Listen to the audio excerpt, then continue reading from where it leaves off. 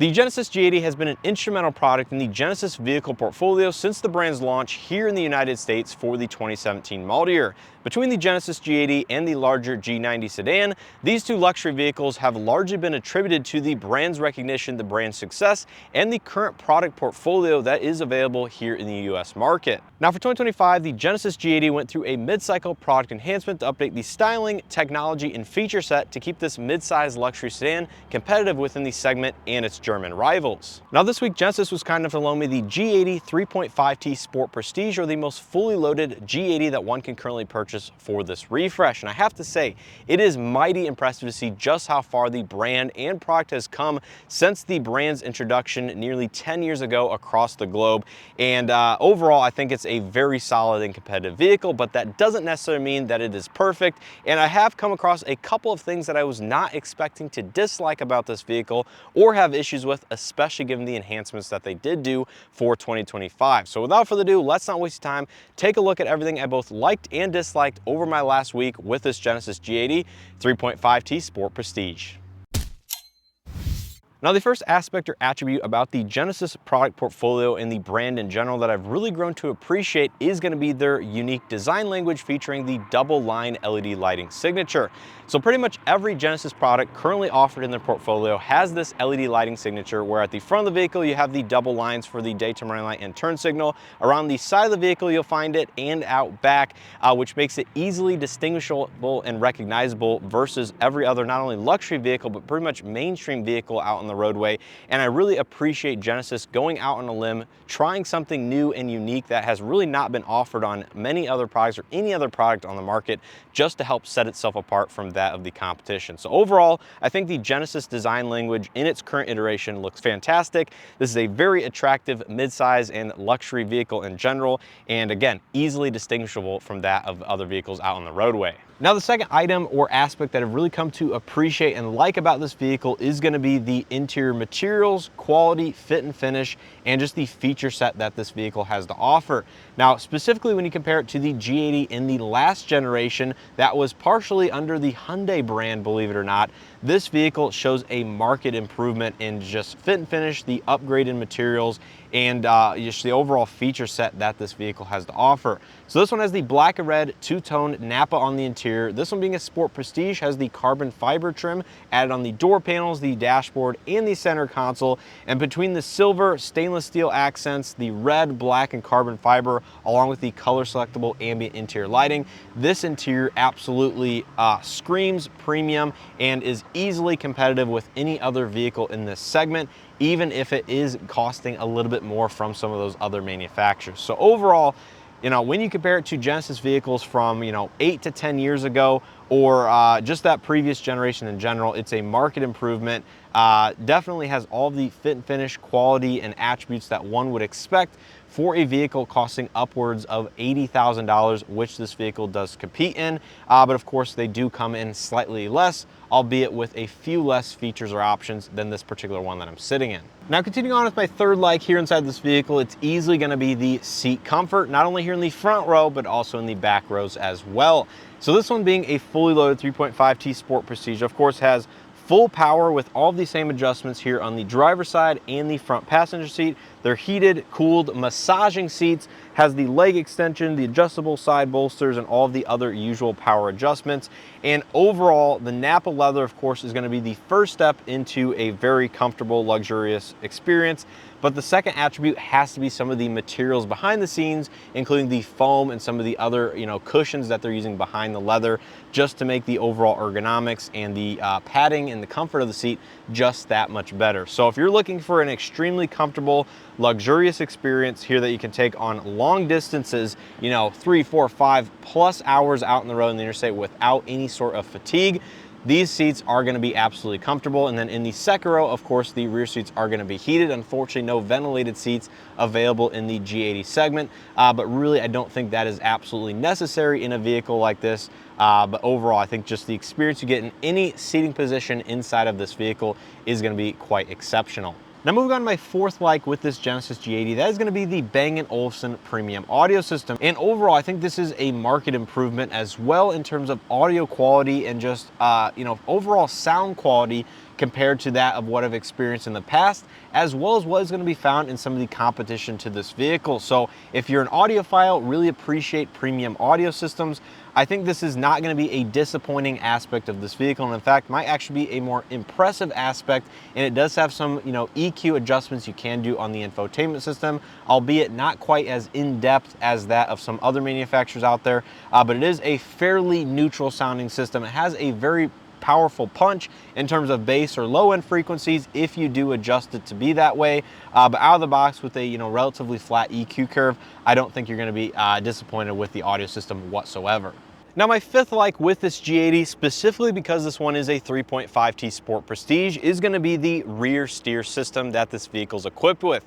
So yes, that's right, the 3.5T Sport Prestige does add a few performance attributes to the already impressive 3.5T, including adaptive read-ahead variable dampers, which has adjustable electronically controlled dampers, which can be changed via the drive mode, and uses the cameras at the front of the vehicle to read and scan the road to soften or lessen the impact of harsh bumps or imperfections.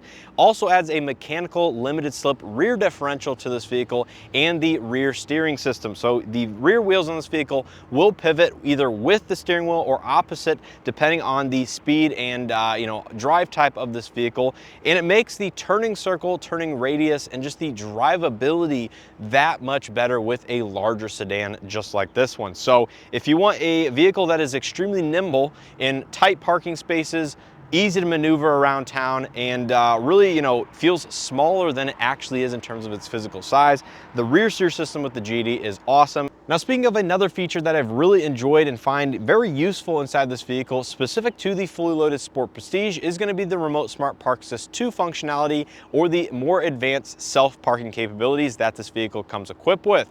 So Remote Smart Park Assist 2 has the capability to parallel perpendicular park with or without other vehicles present. Of course, has the standard Remote Smart Park Assist functionality on the key fob, so you can pull the vehicle forward and back into or out of parking spots. Say if somebody parks too close, you can't open the door, you can simply remote start the car on the key fob, pull the vehicle out or into a parking spot, and get in and be on your way inside your G80. And overall, I do have another dedicated video going over how to use this in a little bit more detail and some of its capabilities, but it works very well. It will simply read the lane markings of the parking spot in a parking lot just like this one. Using the cameras, it will park itself into that spot, pretty much dead center in it. It will automatically shift the vehicle forward and back with you having no input whatsoever, and then will inform you once it is completed in doing so. And I think it's a very reliable, robust, and a fairly advanced self-parking functionality that I think matches the price point and just the overall technological feature set that this vehicle does have to offer. So moving on to another design choice that I really have come to appreciate and enjoy about this G80, and that's going to be the darker than normal tinted panoramic power sunroof. So Genesis has decided to put a slightly darker, deeper tint on this sunroof versus that of the average panoramic sunroof that I have experienced in the past. And overall, I think it allows you to utilize the sunroof and leave the shade open more often than that of having to close the power shade because it's too sunny, it's too hot, too much light is entering the cabin. Whatever your reason may be, this just allows you to leave the sunroof, or the shade rather, open more often and allow you to get a little bit of additional light diffusion inside the cabin, which makes it just a slightly more airy experience given the headliner is a black suede material, so it just doesn't feel as claustrophobic or as dark. But with that being said, it's dark enough that on a fully sunny day like this, you don't really feel all that much heat making its way inside the cabin. So I think it's a great balance of tint and light coming into the cabin here for the sunroof, and of course it still retains the power shade, so if you do want to close it and black out all the light, you can still do that. But I think this is the level of tint that I really would enjoy in a lot of other vehicles out on the market that do offer panoramic sunroofs. Now moving on to my next like, that's actually going to be a few things in regards to the doors, the door opening and closing, and the door handles with the proximity entry functionality. So number one is all 4 door handles feature Genesis Digital Key 2.0 Premium and proximity entry, so you can lock or unlock the vehicle from any of the 4 door handles, which is an upgrade over that, of course, a normal Hyundai vehicle, for example, which does not feature proximity entry on the rear doors. So awesome to see that, just more convenient to access and lock and unlock from any any of the doors if you just need to walk up, quickly grab something from the back seat, for example, and lock the vehicle once again. Now, my second thing about it is that Digital Key 2.0 Premium, which is compatible with Android and Apple devices, and you can basically use your phone as the proximity key fob, walk up to it with your phone in your pocket, grab the handle, it will unlock, you can get inside, step on the brake, push the start button, drive away just like that of a normal proximity entry. Now, this vehicle also has an NFC key card, which this one is equipped with.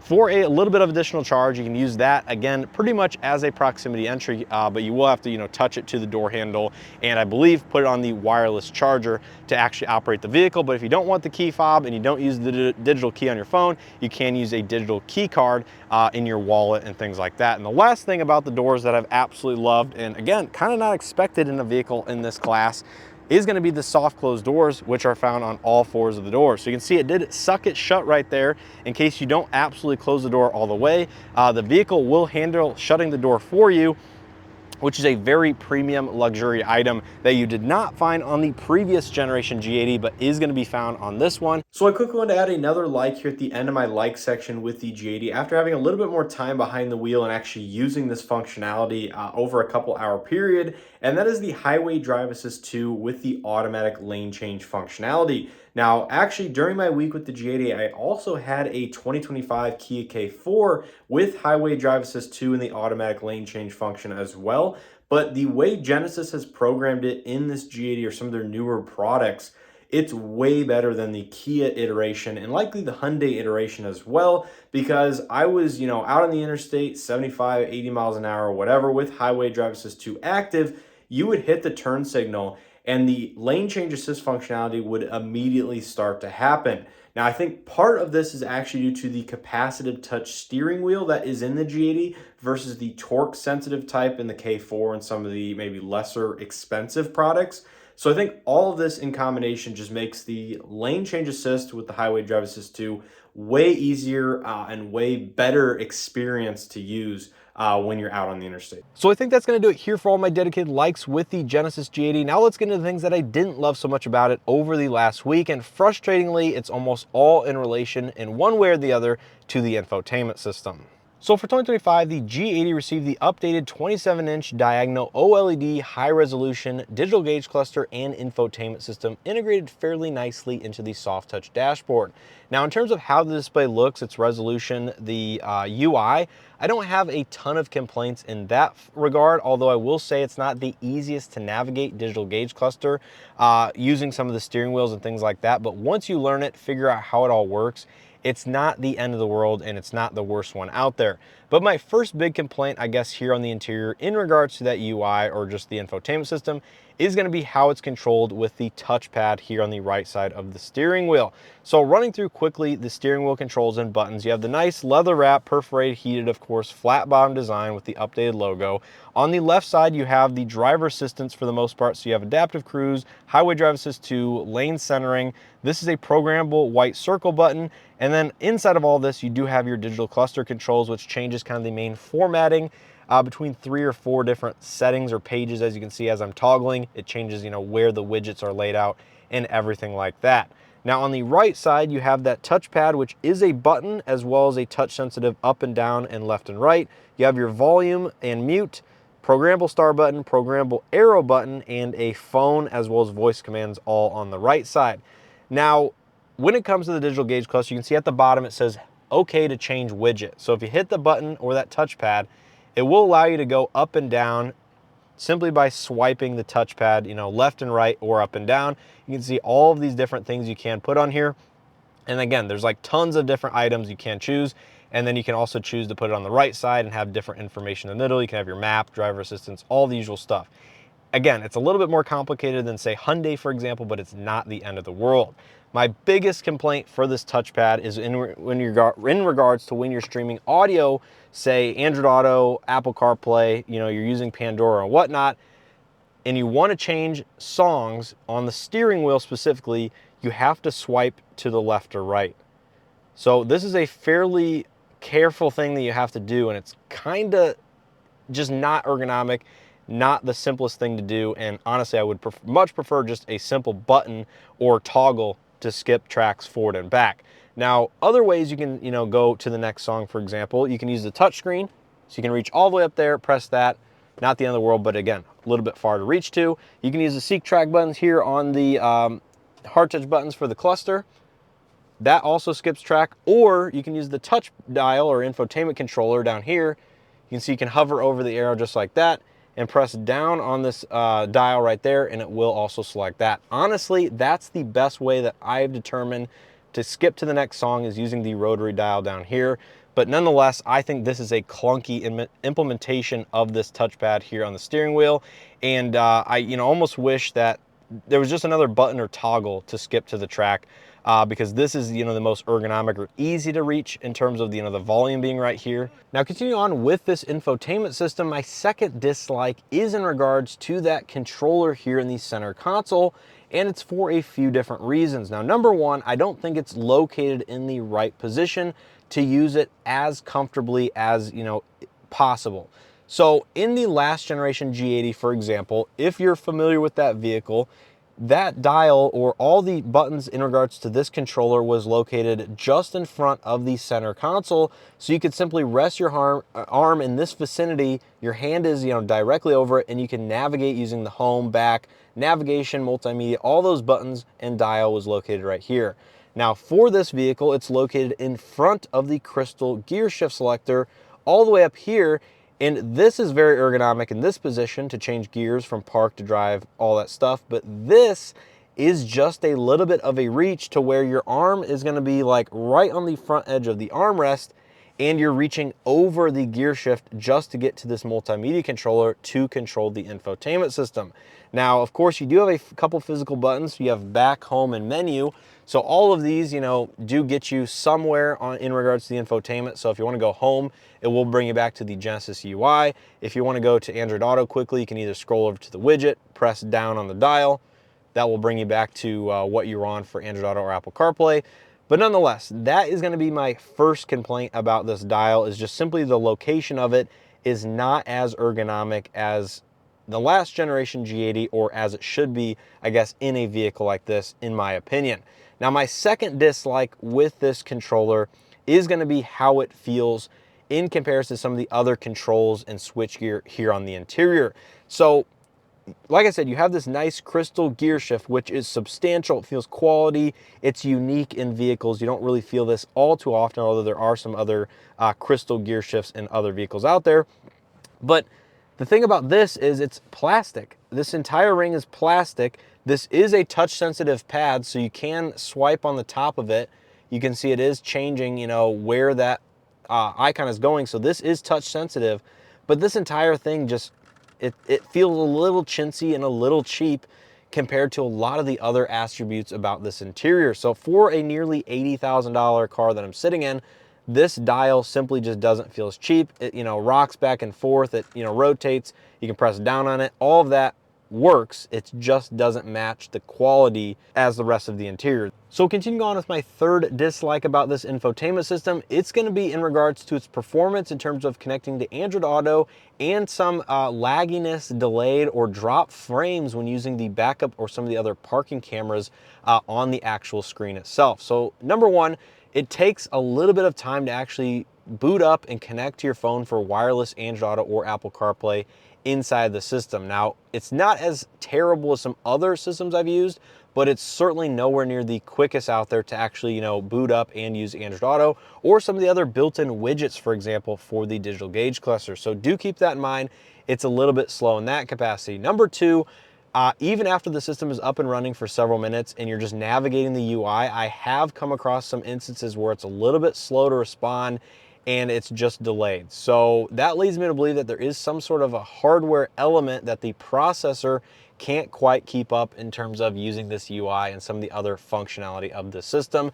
And number three, I have experienced, and this is kind of the most prevalent one, while using the parking cameras or the 360 cameras, I have experienced some drop frames when backing up or moving forward, which is a little bit odd because you think that the refresh rate and the processing of the cameras shouldn't be all that intensive for the hardware of this vehicle, but you know, it's just at times when you're backing into a parking spot, say there's a curb or an item behind you, it's just a little bit juddery in its frame rate to where it drops below a really smooth refresh rate. So those are going to be the three main concerns that I have with this infotainment system. But as a whole, I think the UI and the graphics look pretty good. I think it's fairly easy to navigate. It's just the performance of it has been less than ideal. And honestly, again, given this refresh and enhancements, I was not expecting to come across any infotainment or technology issues. Now moving on to my fourth dislike about the G80, that's actually going to be in regard to some of the HVAC functionalities, and that's the fact that this vehicle does not have automatic climate controlled seats. So here is going to be the main infotainment, or excuse me, HVAC controls for the system. You can see you have your heated and cooled seats on the left and right hand side, dual zone automatic climate, you have your heated steering wheel, 2-stage in the middle, and then some hard touch temperature dials on the left and right. All of this is very easy to use, easy to navigate, and it's always up here so you don't have to navigate to a separate screen just to get to your seat controls. But the biggest thing is, for a vehicle in this luxury segment, it does not have any automatic seat heated or ventilated functions. Now it does have some limited functionality in terms of course, with the built-in Genesis Connect app, you can obviously have the seat heaters or the seat coolers come on and everything like that with a remote start command to the vehicle. You know, say you're inside a building, remote start on the phone, you can have that come on automatically with certain profiles, if you will. But if you just get in, start the vehicle as normal, the seats will not automatically turn on the heaters or the coolers unless you actually tell them to do so, either with the touchpad or the voice controls inside this vehicle. Turn on driver's seat cooler. Turning on the driver's air ventilation seat. You can see it can do that with the voice commands, just like that of some other, I guess, Hyundai Kia products with this latest software and hardware. But there are other vehicles at cheaper price points or similar to this one which do have automatic climate controlled seats. So this is a thing that I've really enjoyed using for manufacturers that actually offer that function. Is you get in on a hot day, it senses the interior cabin temperature, it senses the ambient temperature, and it just activates the seat cooler or heater for that matter to optimize your overall comfort. I think my fourth and final dislike with this vehicle really isn't a big deal, and I don't think is a common thing in this segment of vehicle, but it is something to keep in mind, is that if you need large amounts of cargo hauling capability or just the maximum available in a vehicle of this size, the second row seats do not fold down inside of this vehicle, so they are fixed in place seat backs, but it does still maintain a ski pass-through. So if you do need something small and skinny through the inside of this vehicle, you can use the ski pass-through.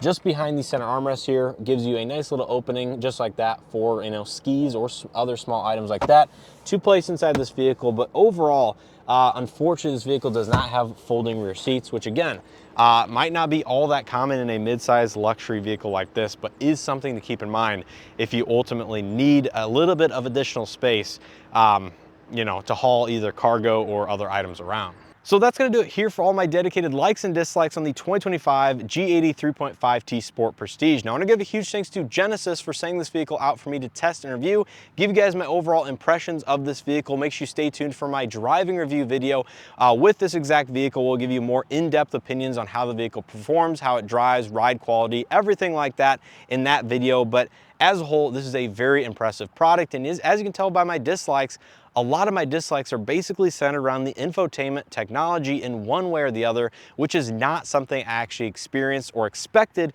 to have as many dislikes with this product, given the enhancements for 2025 and the fact that this car comes with the rotary dial or infotainment controller in the center console, just like that of the previous generation. And speaking of the previous generation G80, my parents actually owned a 2015 3.8 Ultimate package, which was a fully loaded vehicle under the Hyundai Genesis brand before it transitioned into the G80 nameplate and lineup within the Genesis franchise.